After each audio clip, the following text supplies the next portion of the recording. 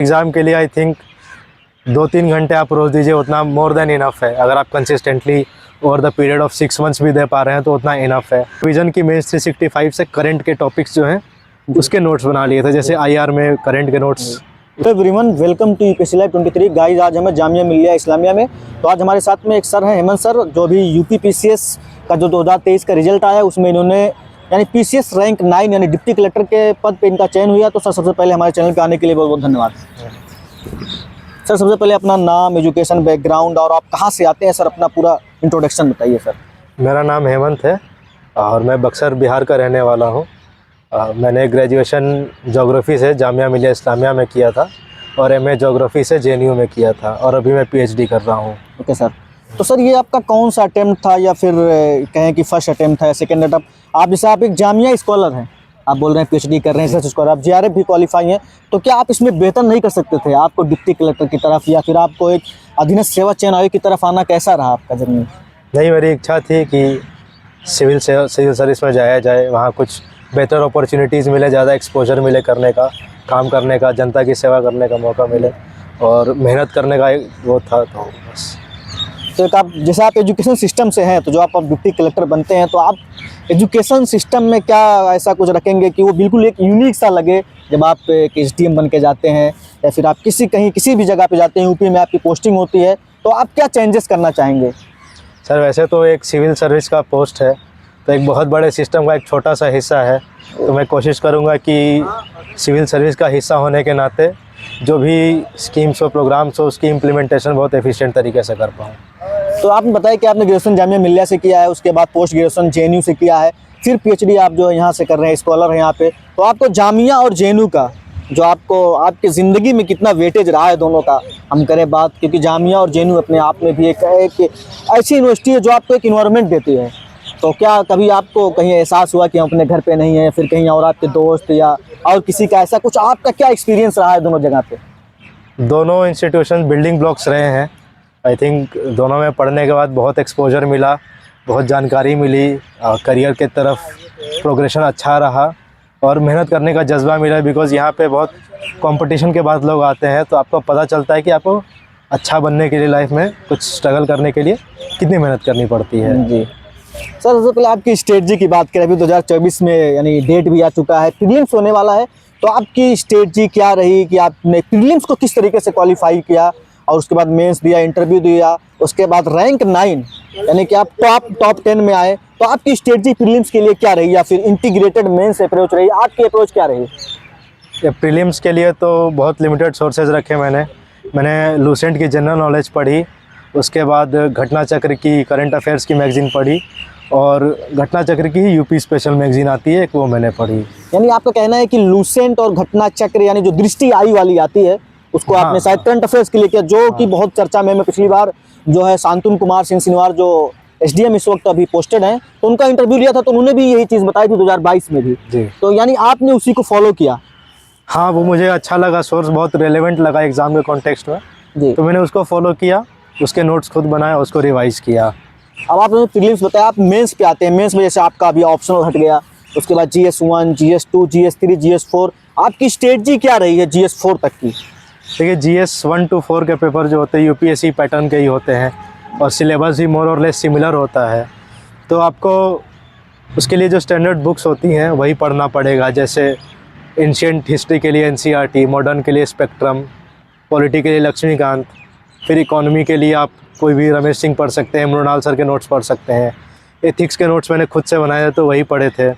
उसके अलावा मैंने विजन की मेंस 365 से करंट के टॉपिक्स जो हैं उसके नोट्स बना लिए थे, जैसे आईआर में करंट के नोट्स उससे बना लिए थे, तो उसके खुद के नोट्स बनाए थे मैंने GS1 to 4 के लिए और स्टैंडर्ड बुक से ही।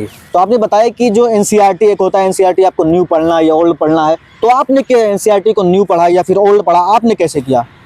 ओल्ड एनसीईआरटी पढ़ी, क्योंकि बहुत टू द पॉइंट होते हैं और इजीली रिवाइज कर सकते हैं, और उससे खुद से नोट बना लिए तो मुझे इजी हो गया पढ़ने में। तो 6 to 12 पढ़ा या फिर 11? आपने आर एस शर्मा, सतीश चंद्रा, बिपिन चंद्रा, 11-12 आपने कैसे किया? जैसे 6 to 12 पढ़ना या फिर 11-12? नहीं, मैंने सिर्फ 11-12 की एनसीईआरटी पढ़ी बस। तो इससे पहले आपका यानी 12th से पहले, ग्रेजुएशन से पहले आपका कोई आर्ट्स बैकग्राउंड रहा है? नहीं, 12th में मेरा मैथ्स था तो कोई आर्ट्स तो ऐसे कोई दिक्कत नहीं हुई कि 6 to 12 नहीं पढ़ना, 11 12 पढ़ना है? ऐसा कुछ नहीं है। अब मुझे लगा 11 12th में जो सिलेबस है वो एग्ज़ाम के लिए सफिशिएंट है, तो मैंने उसके इधर उधर नहीं पढ़ा। Okay sir. अब आपने बताया कि अभी मतलब इस तरीके से हमने एनसीईआरटी पढ़ा, एडवांस बुक, स्पेक्ट्रम, लाइक ऐसे इसी तरीके से आपने बहुत, यानी जो भी रिसोर्सेज जो अभी चल रहे हैं उसको आपने किया। और आंसर राइटिंग, आपने आंसर राइटिंग कैसे की और कहाँ से की? आपने कोई टॉपर्स देखे या मॉक आंसर राइटिंग? आपने किस तरीके से आंसर राइटिंग को अपने कॉपी में पिरोया? आंसर राइटिंग के लिए मैंने कोई मॉक नहीं दिया। मैंने सिलेबस के बहुत बेसिक बुलेट पॉइंट्स बना लिए हर टॉपिक से रिलेटेड, और मैंने पिछले 1 साल का जो क्वेश्चन पेपर था उसका मैंने खुद से ही मॉक लगा लिया, और ये देखा कि मैं सही टाइम में एग्ज़ाम कवर कर पा रहा हूँ या नहीं, और जो क्वेश्चन डिमांड कर रहा है उसके हिसाब से लिख पा रहा हूँ या नहीं। मैंने खुद ही लिखा, खुद ही असेस किया, तो कहीं बाहर मॉक नहीं दिया। जी, तो किसी को आप चेक करवाते देखिए, जैसे मेरा क्वेश्चन देखिए, खुद ही लिखना, ये बहुत बड़ी अपॉर्चुनिटी है। मैं जितने टॉपर्स करता हूँ या यूपीएससी भवन पे या फिर कहीं अदर, तो ये चीज़ सुनने को नहीं मिलती कि खुद लिखना और खुद चेक करना। क्या आपको ये कॉन्फिडेंस दिया है, आपके अंदर ये इतना कॉन्फिडेंट है कि आप क्वालिफाई करेंगे? क्वालिफाई करना तो अलग बात है, आपने टॉप भी किया, तो किस तरीके से आपका मोटिवेशन रहा है? मुझे लगा कि मैं क्वेश्चन के डिमांड को समझ सकता हूँ, और मेरे अंदर वो एप्टीट्यूड है कि मैं खुद असेसमेंट कर लूँ, और मैं पब्लिश्ड राइटर भी हूँ, तो मुझे थोड़ा फेयर आइडिया है लिखने के बारे में। जी, तो अभी तक आपने कोई ऐसी किताब लिखी है या फिर जो अभी आप लिखने वाले हैं, आपके मन में विचार क्या है, आपके मन में थॉट क्या है? मेरी खुद की लिखी एक बुक है सुपरवाइजर के साथ मेरे, सोशल ज्योग्राफी ऑफ इंडिया। आप उसको अमेजन पे ढूंढ सकते हैं। वही तो गाइस, जिसको भी अगर बुक यानी देखनी है तो आप क्या बताया आपने, सोशल ज्योग्राफी ऑफ इंडिया, आप अमेजन पे सर्च करिए, हेमंत करके नाम, और आप सुपरवाइजर क्या? Hemant and doctor Asif. Hemant and doctor Asif के नाम से आप चेक करिए, आपको अमेजन पे मिल जाएगी। तो ये सर के द्वारा ही लिखी गई है। तो अब बात करते हैं 4th तक, तो आपने बात बता दी। जो ऑप्शनल हटा उसके बाद एक बहुत बड़ा चैलेंज था पेपर 5th और 6th को लेके, यूपी स्पेशल। तो आपने उसको कहाँ से किया और किस तरीके से किया और अपने आंसर को अच्छे तरीके से लिखा? उसके लिए मैंने सिलेबस को 30-40 पॉइंट्स में ब्रेक कर दिया, और हर पॉइंट के 1-1.5 पेज के नोट्स बना लिए। तो आई थिंक GS 5 और GS 6 के टोटल नोट्स 50-60 पेजेस में अराउंड हो गए थे मेरे। मैंने बहुत क्रिस्प नोट्स बनाए, उसके बुलेट पॉइंट्स बनाए, और उसी को रिवाइज़ किया 2-3 बार, और एग्ज़ाम में उसके आसपास ही मोस्ट ऑफ द क्वेश्चंस थे।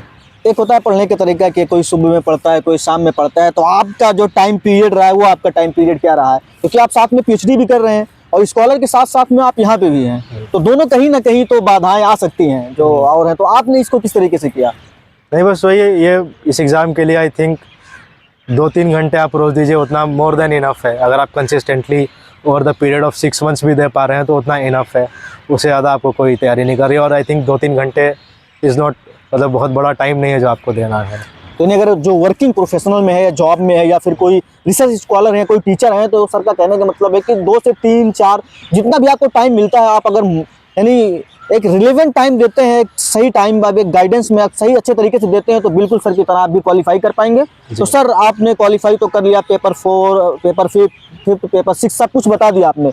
अब बात आती है कि आप इंटरव्यू, आपका मेंस क्वालिफाई हो गया, इंटरव्यू क्वालिफाई हो गया, तो इंटरव्यू आपका किस तरीके से रहा है? इंटरव्यू इस बार मेरा अच्छा था, और मुझे जो मोस्ट ऑफ द क्वेश्चंस पूछे गए मेरे PhD टॉपिक के अराउंड और उसके रिलेटेड ही पूछे गए।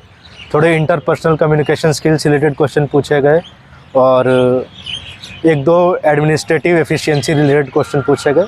तो मोस्टली यही इंटरव्यू था, और बोर्ड बहुत अच्छा मिला था मुझे, and they made me very relax and composed during the interview. जी सर।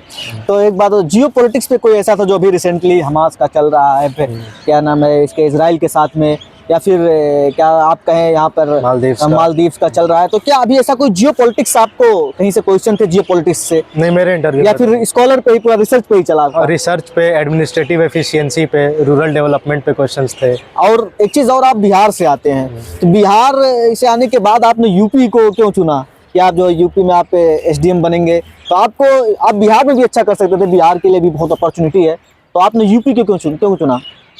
बिहार में मैं ऑलरेडी सिलेक्टेड था 68 BPSC में इलेक्शन ऑफिसर, बट मुझे लगा SDM एक अच्छा पद है, एक बड़ी अपॉर्चुनिटी देगा, एक वाइड अपॉर्चुनिटी देगा सिविल सर्विस में जाने की, ज़्यादा एक्सपोजर देगा। तो फिर मैंने उस अपॉर्चुनिटी को पकड़ने की कोशिश की और आई थिंक कि उसका रिजल्ट अच्छा आया। जी जी। जी। और बात करें तो आपके जो मोटिवेशन रहे हैं, आपके जो प्रेरणादायक रहे हैं, आपके प्रेरणादायक कौन रहे हैं? आपके दोस्त रहे हैं, आपकी फैमिली रही, आपके टीचर रहे हैं, तो आप क्या कहना चाहेंगे उनको? आप मैसेज क्या देना चाहेंगे? आप इतने बड़े पद पे आ गए, आप डिप्टी कलेक्टर बनेंगे, आप एक तहसील को आप अपने अंडर में रखेंगे, तो आप किस तरीके से उनको मोटिवेशन देना चाहेंगे? बस सबको बहुत धन्यवाद दूंगा जिन्होंने सपोर्ट किया, स्पेशली अपने पेरेंट्स को, उन्होंने अनकंडीशनली सपोर्ट किया है मुझे। तो मैं तो बहुत अपने फ्रेंड्स से, फैमिली से, अपने इंस्टीट्यूशन से बहुत कृतज्ञ हूँ उनका इसके लिए।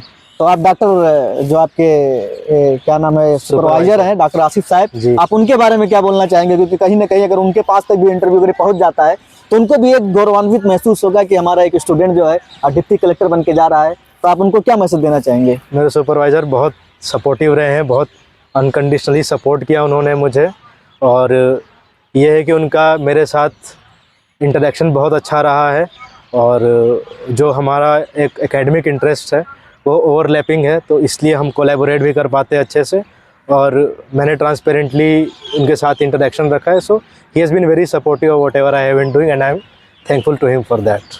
जी जी। तो आप अभी बता रहे थे कि फादर ने आपको बहुत सपोर्ट किया, तो क्या आप फादर की मतलब आपके फादर क्या करते हैं, या कोई गवर्नमेंट जॉब में, या फिर आप कहीं क्या नाम है, मजदूरी, या फिर आप कहें तो खेती करते हैं? नहीं, खेती कुछ नहीं करता। बिहार एजुकेशन डिपार्टमेंट में ही इज़ वर्किंग। तो क्या पोस्टेड रही है, मतलब क्या किस पोस्ट पे हैं आपके पिताजी? ये तो मुझे नहीं पता। अच्छा, यानी आप यहाँ पीएचडी, आप डिप्टी कलेक्टर हो गए, अभी आपके पिताजी को ये नहीं पता कि आपके पिताजी क्या करते हैं? पिताजी से कौन भाई, हिम्मत नहीं है मेरी पूछने की। अच्छा अच्छा। और आपकी एजुकेशन यानी फैमिली एजुकेशन का क्या सिस्टम है, और क्या कैसी आपकी एजुकेशन, फैमिली एजुकेशन कैसी है आपकी? मेरी मदर एक प्राइवेट स्कूल में टीचर है, तो उन्होंने बहुत गाइड किया मुझे throughout my initial years.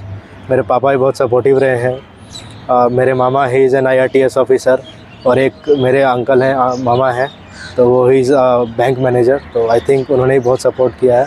तो I had a very good family and family support, तो I am thankful to them.